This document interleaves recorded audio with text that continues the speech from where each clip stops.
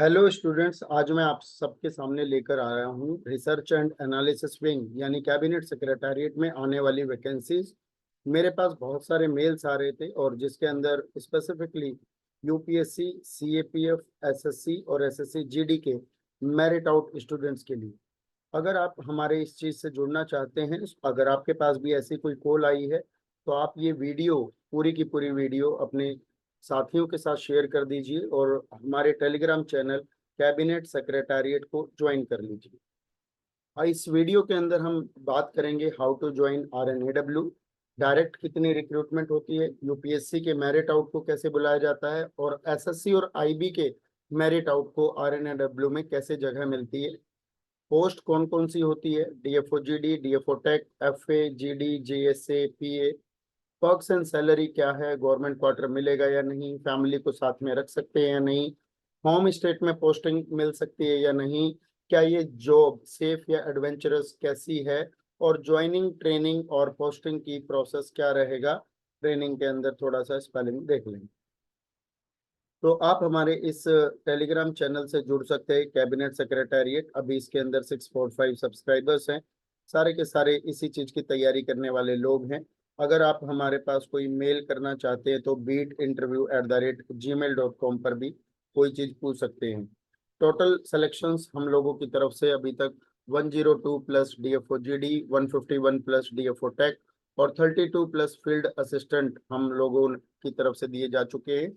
अगर मैं बाकी अदर पोस्ट की भी बात करूं, चाहे वो एमटी हो या पर्सनल असिस्टेंट हो या जेएसए हो, उनके 350 से ज्यादा सिलेक्शन 2020, 21, 22, 23 और 24 में दे चुके हैं। अभी फिलहाल कई बच्चों को एडमिट कार्ड भी प्राप्त हो गया है और एडमिट कार्ड के साथ साथ रिज्यूमे फॉर्म भी प्राप्त हो गया है। आखिर ये क्या है रिज्यूमे, क्या है एडमिट कार्ड, कितना इसका महत्व है, तो सबसे पहले देखते हैं। रो अपने डायरेक्ट रिक्रूटमेंट करता है स्पेशलिस्ट के तौर पर, और उस लेवल पर आपके पास सबसे पहले साइबर सिक्योरिटी से रिलेटेड, लैंग्वेज से रिलेटेड या टेक्नोलॉजी से रिलेटेड बहुत सारी वैकेंसीज आती है। उसके अलावा जब भी कोई जॉब नोटिफिकेशन आता है तो उसके ऊपर नज़र बनाए रखें वेबसाइट से, और उसके लिए सबसे पहले आप हमारे टेलीग्राम चैनल कैबिनेट सेक्रेटेरिएट से जुड़ जाएं, या कोई भी आपके पास इस तरह की इंफॉर्मेशन चाहिए हो तो आप हमें ईमेल करके भी पूछ सकते हैं। पिछले दिनों में 2023 में इस तरीके का एक नोटिफिकेशन आया था, जिसके अंदर government of India cabinet secretariat की तरफ से डीएफओ टेक की रिक्वायरमेंट मांगी गई थी, और डीएफओ टेक के अंदर गेट के थ्रू ये बहुत सारी वैकेंसीज थी, और आप यहाँ पे देख सकते हैं इतनी सारी वैकेंसीज यहाँ पर आई है।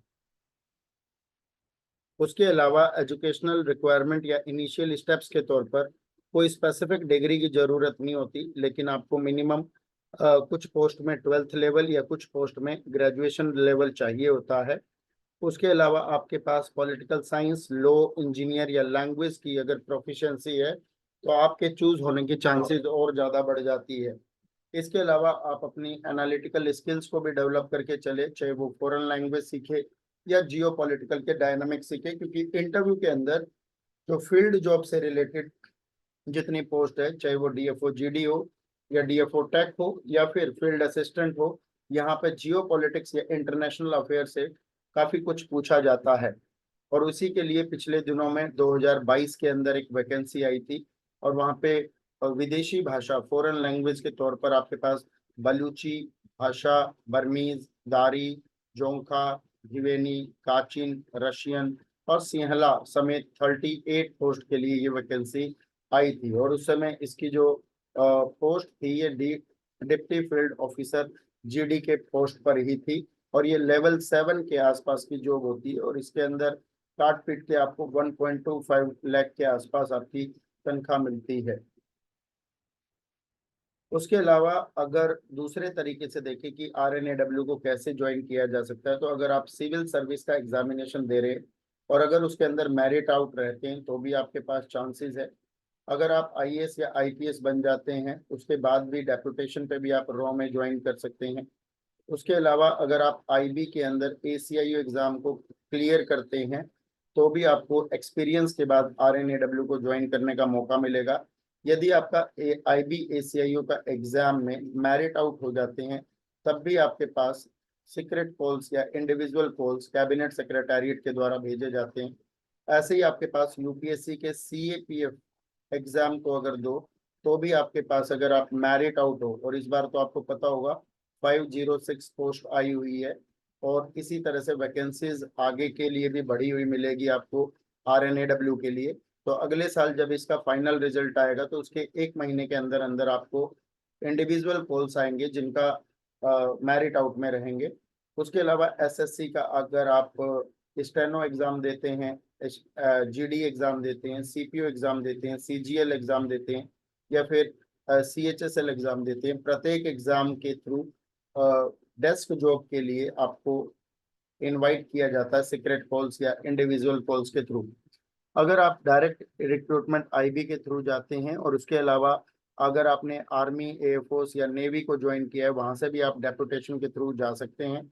कई बार देखा गया है आईआरएस ऑफिसर्स भी डेपुटेशन पर यहाँ पर बुलाए गए हैं।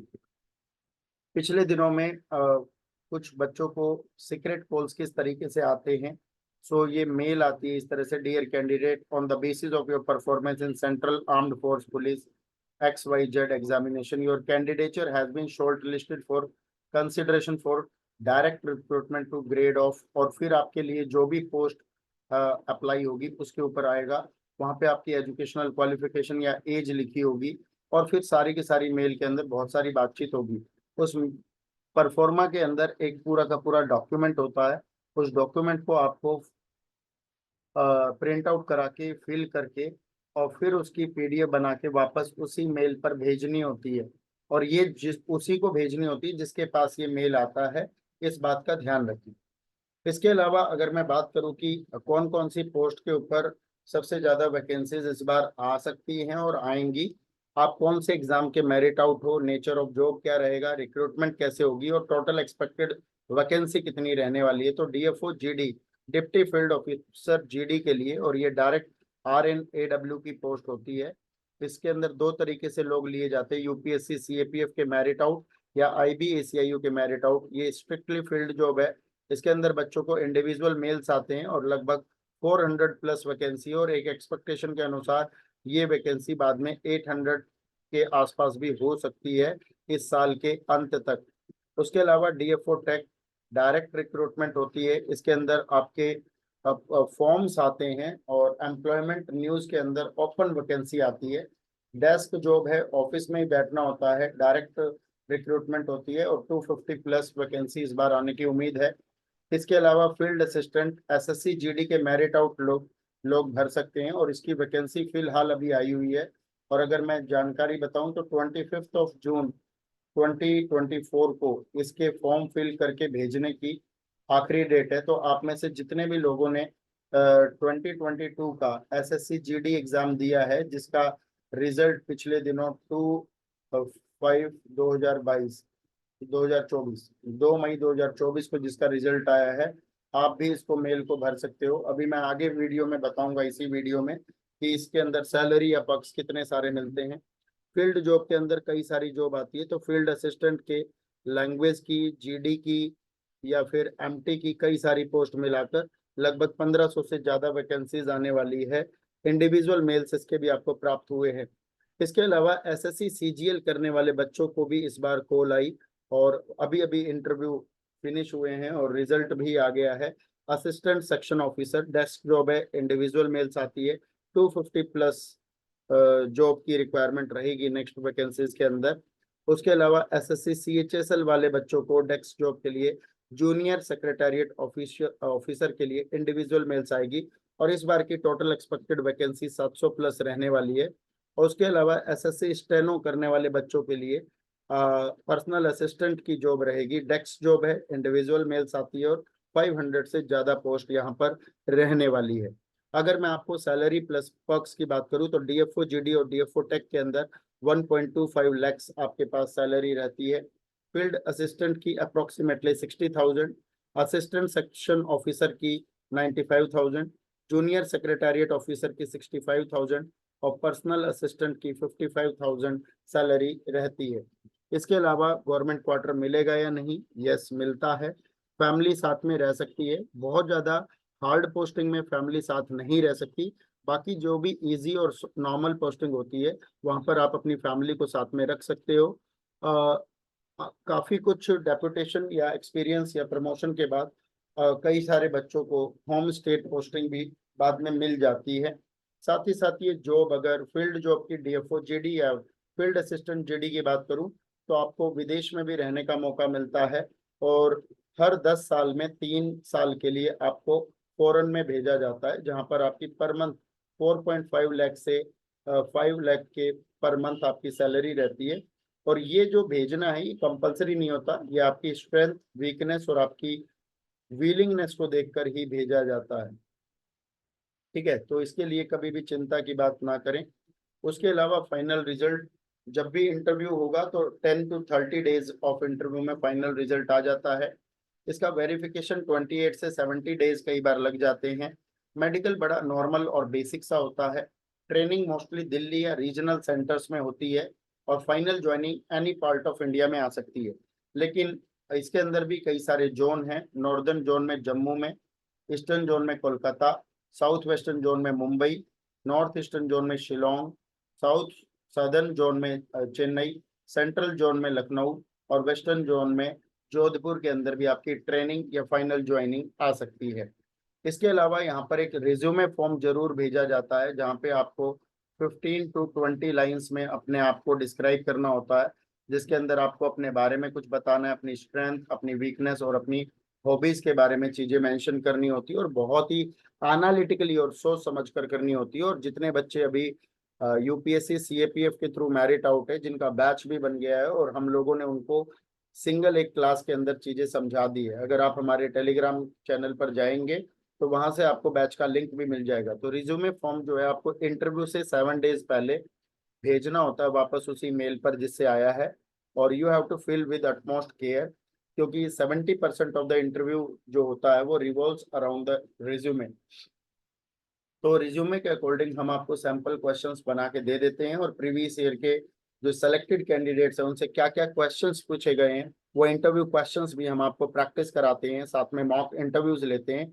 और इसके अंदर हमारे पास बहुत ही शानदार फैकल्टीज रहती है जो नेशनल सिक्योरिटी के लिए कंसर्न्ड रहते हैं या इसी तरह की चीज़ों को पढ़ाते रहे हैं या इसी तरह के अपने एक्सपीरियंस के साथ काम करते हैं।